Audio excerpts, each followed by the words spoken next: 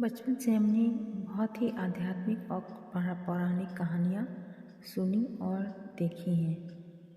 कुछ कथाएं ऐसी हैं जिन्हें हमने कभी पढ़ा नहीं न सुना है। तो ऐसी ही एक कहानी के बारे में बताने जा रही हूँ।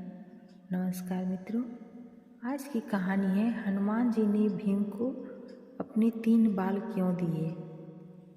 आज इस पौराणिक कथा में की चर्चा करेंगे। पांडवों ने श्री कृष्ण की मदद से कौरवों पर विजय प्राप्त कर ली थी। अब हस्तिनापुर का राज पांडवों के अधीन था। धर्मराज युधिष्ठिर राजा बने थे। न्याय और धर्म की प्रतिमूर्ति महाराज युधिष्ठिर के राज में सब कुशल मंगल था।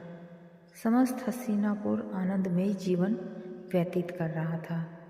कहीं किसी प्रकार का कोई दुख किसी के पास नहीं था।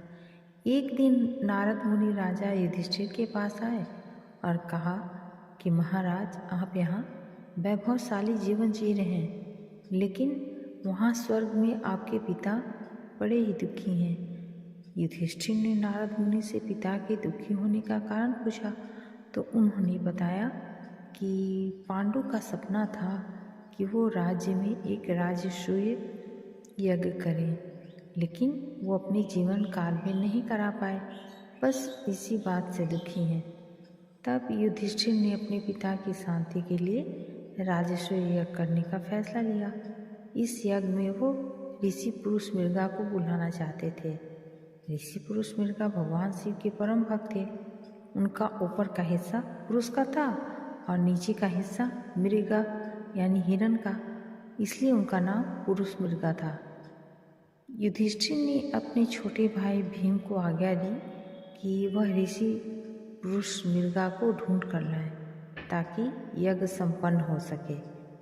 भीम भाई की आज्ञा पाकर ऋषि पुरुष मृगा को ढूंढने चल दिए। एक जंगल से गुजरते हुए भीम को पवन पुत्र हनुमान दिखाई दिए। चूँकि भीम भी पवन के पुत्र थे, तो इस नाते हनुमान और भीम दोनों भाई हुए। हनुमान जी ने अपने छोटे भाई भीम को अपने शरीर के 3 बाल दिए और कहा, ये बाल तुमको मुसीबत से बचाने में मदद करेंगे। काफ़ी दूर भटकने के बाद भीम ने आखिर ऋषि पुरुष मृगा को ढूंढ ही लिया। वो उस समय भगवान शिव का ध्यान लगाए बैठे थे। भीम ने जब उन्हें राजसूय यज्ञ में चलने की बात कही तो वो तैयार हो गए, लेकिन उन्होंने भीम के सामने एक शर्त रखी। शर्त यह थी कि भीम को हस्तिनापुर ऋषि पुरुष मृगा से पहले पहुंचना था। अगर पुरुष मृगा भीम से पहले हस्तिनापुर पहुंच गए तो वे भीम को खा जाएंगे। अब चूंकि ऋषि पुरुष मृगा का निचला हिस्सा हिरण का था, तो वे बहुत तेज दौड़ते थे। भीम ने साहस करके उनकी यह शर्त स्वीकार कर ली। भीम ने तुरंत तेजी से हस्तिनापुर की ओर दौड़ना शुरू कर दिया। भीम ने अचानक पीछे मुड़कर देखा तो पाया ऋषि पुरुष मृगा उनके बिल्कुल नज़दीक आ चुके हैं। घबराए हुए भीम को अचानक हनुमान जी द्वारा दिए हुए 3 बालों की याद आई। भीम ने एक बाल जमीन पर फेंक दिया। तुरंत उस बाल की शक्ति से बहुत सारे शिवलिंग जमीन पर उत्पन्न हो गए। ऋषि पुरुष मृगा भगवान शिव के भक्त थे, इसलिए अब वो हर शिवलिंग को पूजते हुए आगे बढ़ रहे थे, जिससे उनकी चाल धीमी पड़ गई।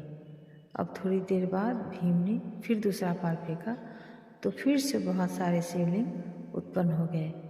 इसी तरह भीम ने ऋषि पुरुष मृगा को पीछे रखने के लिए एक एक कर 3 बाल फेंक दिए, लेकिन जैसे ही भीम महल में घुसने ही वाले थे, तभी पुरुष मृगा ने उनके पांव पीछे से खींच लिए और भीम के पांव महल से बाहर ही रह गए।